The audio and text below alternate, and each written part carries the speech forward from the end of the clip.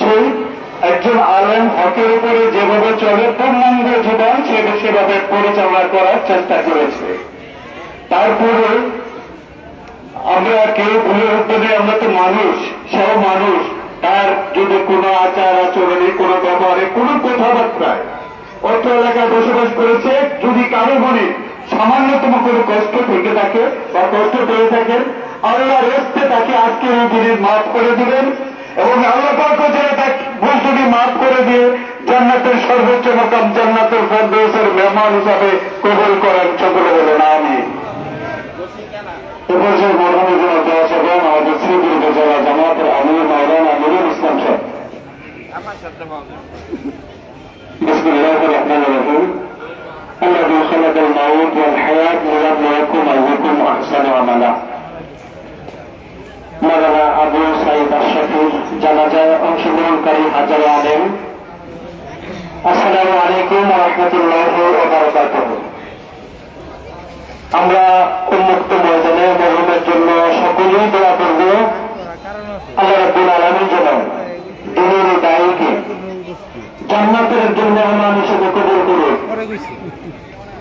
আমরা জানি প্রত্যেক মানুষের মরার পরে 8টি প্রশ্নের সম্মুখীন হবেন। কবরে কোনটি?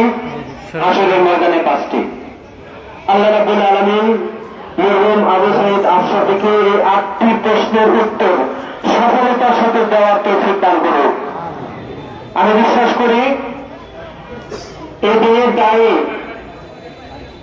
আজকের এই জানাজা একটি সফল জানাজা, যাকে কবরস্থ করার পরে কিয়ামত পর্যন্ত যার আমলনামায় সওয়াবের হিসাবে জারি থাকবে ইনশাআল্লাহ।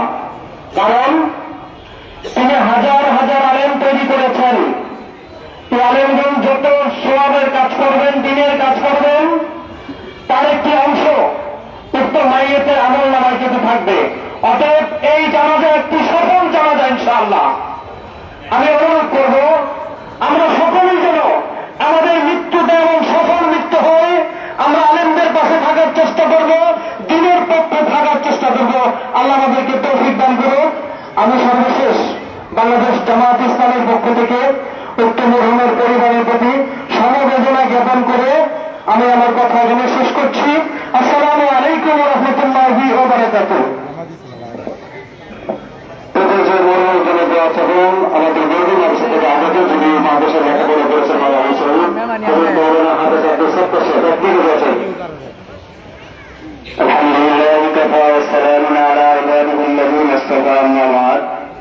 মরহুম আবু সাঈদ আশরাফ সাহেবের জানাজায় সম্মানিত মুসলিয়ানে কেরাম, মরহুম আবু সাঈদ তিনি আমাদের গর্বী জামে আনোয়ার মাদ্রাসায় লেখাপড়া করেছেন। আমরা একসাথে লেখাপড়া করেছি।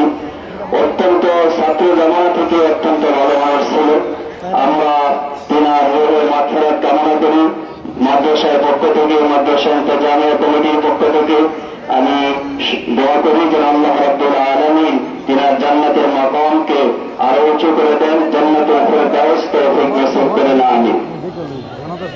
উপজেলা মরহুমের জন্য দোয়া চাইবেন আমাদের শ্রীপুর উপজেলা বিএনপির সম্মানিত সাধারণ সম্পাদক সৈয়দ জনাব আতিউর রহমান মাস্টার সাহেব।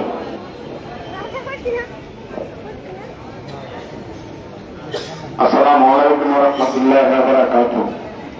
হযরত মাওলানা আবু সাঈদ আশরাফি সাহেবের জানাজায় বিভিন্ন রাজনৈতিক দলের নেতৃবৃন্দ, সম্মানিত মুসলিম, সম্মানিত উপস্থিতি, আসলে আবু সাঈদ সম্বন্ধে ইতিপূর্বেই অনেক কিছু বলা হয়েছে। আসলে ওনার সাথে আমার যেদিন থেকে পরিচয়, আসলে উনি একজন খুব ভালো মানুষ ছিলেন। এটুকু সকলে বলেছে।